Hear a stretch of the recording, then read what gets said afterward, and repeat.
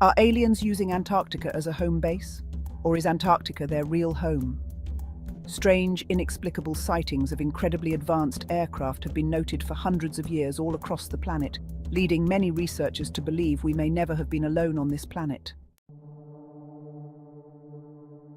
There is speculation about the likelihood of a strange variety of beings that may have been native to Antarctica before it froze over during the Middle Ages. Some even suggest that Egyptian pharaohs and world rulers may have regularly conducted trade with a far-off yet unknown mysterious culture. This culture is now forced to abandon the surface, living reclusive lives deep beneath the frozen ice sheet that now makes the surface of their once fertile homeworld a desolate wasteland. Helping support further research into Antarctica is critical for the future of humanity and requires support from viewers at either Patreon or any of the links in the description box below. What might be found at the South Pole could change life as we know it on Earth forever. Looking through all of the different recent locations in Antarctica, I found something that I mentioned, but I kind of glossed over, and I had to go back and look at it. And the more I looked at it, the more I realized we found something pretty incredible. I had mentioned that in a crevasse there was this, what appeared to be, bow of a ship. Now, given that we were looking at what appears to be a settlement, I assigned the ship to them, but maybe ancient Antarctica, because we've proved they are a seafaring civilization. But the more I looked at the ship, it looked much closer to a Phoenician vessel, and I'd like to share that with you today. There has been a lot of speculation and theory that the Phoenicians made it all the way to South America. They were one of the very first, at least documented, pardon the camera here for a minute, seafaring civilizations. And I'd like you to take a look at the design of the ship. I've brought up a few different examples. Now, it's kind of weird. You would look at this, if you weren't paying attention real close, and think to the left was the bow. The left is actually the stern. The right here is the bow, where the eye is, and this is kind of the wave breaker out front, the early version of the quote-unquote bulbous bow from the Fitzgerald investigation. They had those a long time ago. See, here in the back, they curve inward. They curve toward the front of the ship or toward the bow of the ship.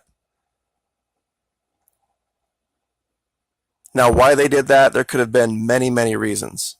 You can see in this particular one, there's clearly what looks like captain's quarters or officer's quarters.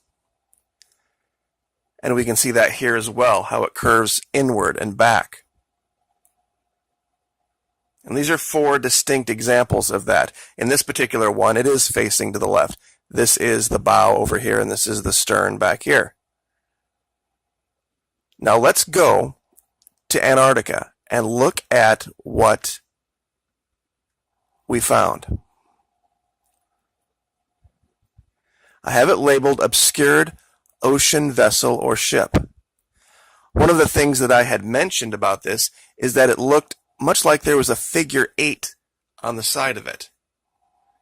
I'm going to zoom in as close as I can get here, and I'm going to try to kick up the lights just a little bit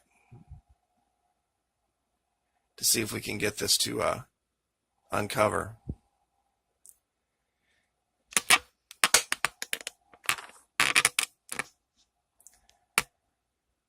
Okay. Now, let's assume this is the stern. Do you see how there's this big horn curving back in toward the ship?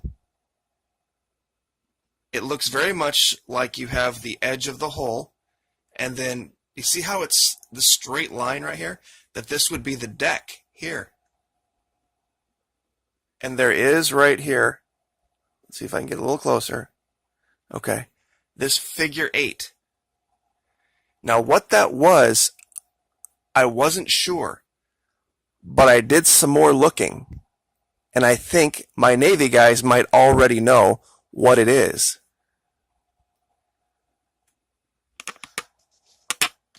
Does that look familiar? It's mooring posts where there would have been a rope to tie the ship up. Here's another example of where you would find a figure 8 on the edge of a ship.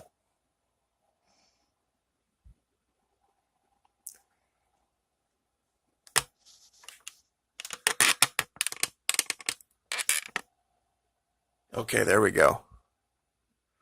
That's a little bit clearer.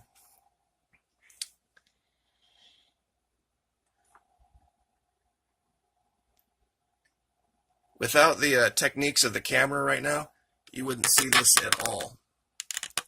And right now, it's becoming less easy to do, but it is there. It's very faint, and I'm going to try to zoom in a little bit more.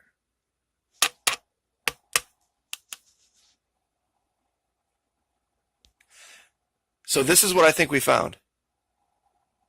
I think we found a Phoenician ship that somehow, some way, has gotten trapped in the ice here. How this happened, who knows? They were known to, at that time, to bring ships far inland for different reasons. And at that time, this could have been some type of a waterway. And it could have just gotten stranded here when whatever happened to this continent happened that caused the Great Freeze. I really honestly think this is something that archaeologists need to look into because it's all there. You have the nice pointed bow. You have this horn that scoops in. You have the clear difference between the side of the ship and the deck of the ship. You have the figure 8 right here that looks very clearly like it's some ancient mooring device. And once again, I will give you guys the location, and when you pull this up on your own computer, even a 15-inch laptop, you'll see this very, very clearly. Now, strangely enough, I found one months and months ago that's almost identical to this. And real quick before we leave, let's just measure this, just so we know how big this is. I'm going to measure it in feet. Let's do it. Let's measure it in meters. Okay, so from the tip up here to what we can see is about 70 meters. Let me pull this over here. 70.49 meters. So, not out of the realm of possibility. In fact, from my research, that's basically right on. We'll pull that up in feet real quick. 230 feet. To give you an idea, an Arleigh class destroyer, I believe, is 600 feet. So this is a third the size of a modern destroyer.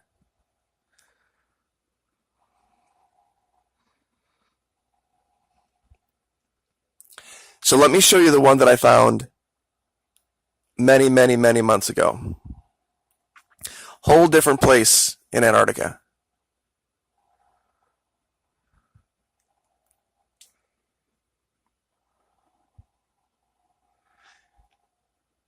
Now this one is very, very different. This is much farther inland, but you can, once again, you can see the bow. You can see the wave breaker right here. This looks a little bit more modern. And the distance on this one, I don't think it's as big.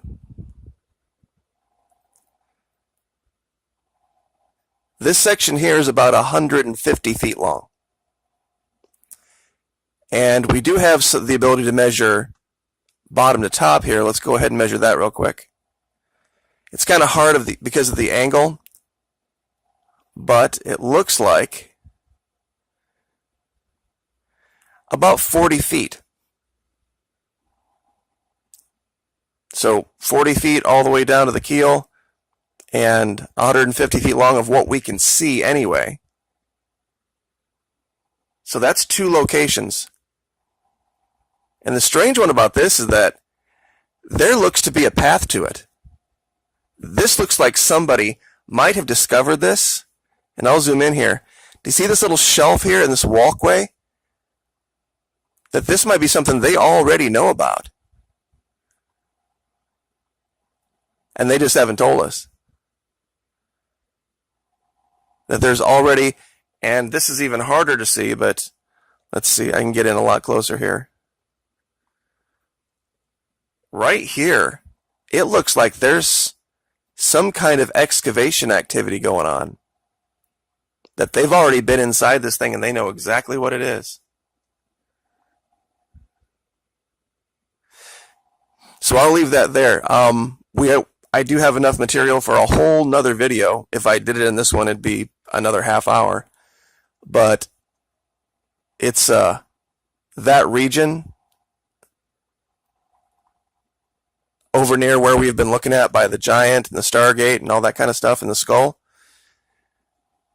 This is a region very near that. And just to give you an idea, these locations here, these are all brand new. And different tunnel structures, of course, they are all on the compass. And that's what really will show you that this is not something that's just a figment of the camera. Because all of these cable and tunnel structures all run either 0 to 180 or 90 to 270, and they run in multiples of leagues or nautical miles. And when I show you in the next video what this uncovers, it shows clearly they're operating under the ice. But we will leave that there. Real quick, we'll go back to the original ocean vessel here and look at it one more time. And coming in from this angle, you can kind of see it too. See how this comes back? Here's the side of the ship.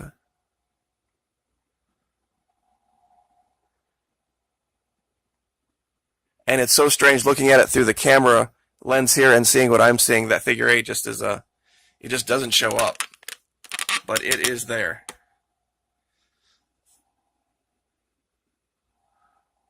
I can get a little closer one more time. There we go. Guys, that's mooring posts. Guarantee it. Anyway, I know it's late, early in the morning. Like, share, subscribe, and we will see you tomorrow. Thank you. I'm sure you've heard the news. Ancient Antarctica is like a time capsule waiting to be unlocked. And you can be part of this journey. Beneath the ice lies a world of untold mysteries. Prehistoric landscapes, ancient ecosystems, even potential signs of early human life. But here's the catch. Uncovering these secrets requires cutting-edge technology and relentless research. That's where you come in.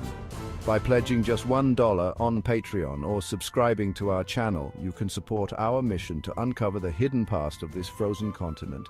Every dollar helps us get closer to groundbreaking discoveries that could rewrite history.